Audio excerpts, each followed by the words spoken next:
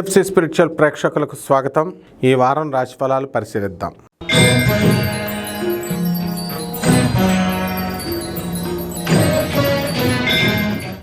కుంభరాశి.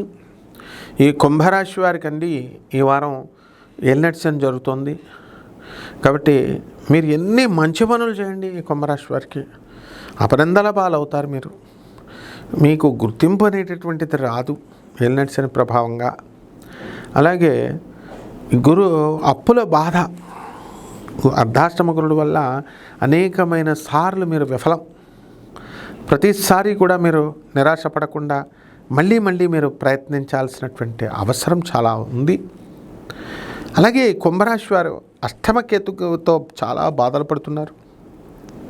అటువంటి వాళ్ళు మీరు ఆత్మహత్య చేసుకోవాలని అనేకమైనటువంటి సార్లు ఆత్మహత్యతో సమానమైనటువంటి సమస్యలు రావడం వల్ల ఆలోచిస్తూ ఉంటారు. అలాంటివి చేసుకోకూడదు. అందువలన చక్కగా మీ ఆత్మను మీరు ఉద్ధరించుకోవాలి, పతనం చేసుకోకూడదు ఎవరు కూడా. అంటే ఈ అప్పులు, ఈ భార్యాపిల్లల బాధలు ఇవన్నీ కూడా అశాశ్వతమని మీరు తెలుసుకోవాలి. అలాగే కుజుడు మనకి నీచబట్టి కర్కాటక రాశిలో ఉండడం ద్వారా మీకు శత్రువుల పీడ కొంచెం ఉంటుంది. అలాగే మీకు చెక్క పని చేసేటటువంటి వారు, అలాగే అప్పుల బాధతో బాధపడుతున్నటువంటి వాళ్ళు, ఫైర్ ఎక్స్టింగ్విషర్ డిపార్ట్మెంట్లో, ఫైర్ డిపార్ట్మెంట్లో చేస్తున్నటువంటి వాళ్ళు, అగ్నిమాపక దళ వీళ్ళంతా కూడా కొంచెం ఇంప్రూవ్మెంట్ అనేటటువంటిది ఇంకా కొంచెం టైం పడుతుంది. ఇప్పుడు 75% దాకా వచ్చింది. ఇక సినిమా రంగంలో ఉన్నటువంటి వాళ్ళ పరిస్థితులు బాగుంటాయి.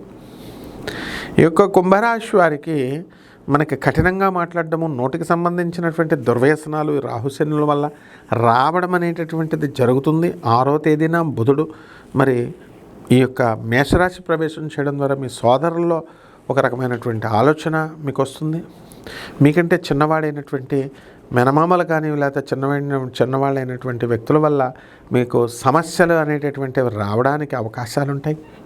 పరిహారాలు ఏంటంటే ఎల్నెట్సన్ జరుగుతుంది కాబట్టి శని జపం చేయండి, శని స్తోత్రాలు చదవండి. శనికి కిలాంపావు నల్ల నువ్వుల్ని, నల్లని వస్త్రాన్ని ఇచ్చి పేద బ్రాహ్మణులకి శనివారం నాడు ఉదయం 8 గంటలకి దానం చేసుకోండి. అలాగే దశమహావిద్యల్లో ఒకటైనటువంటి మహాకాళి అమ్మవారి యొక్క హోమాన్ని మీ ఇళ్లలో జరిపించుకోవడం ద్వారా అద్భుతమైనటువంటి ఫలితాలు మీకు లభిస్తాయి. కాబట్టి ఈ యొక్క మహాకాళి దర్శనం చేసుకోండి. మహాకాళి ఓం మహాకాళ్యై నమః అంటే ఈ మంత్రం చాలన్నమాట. శుభమస్తు.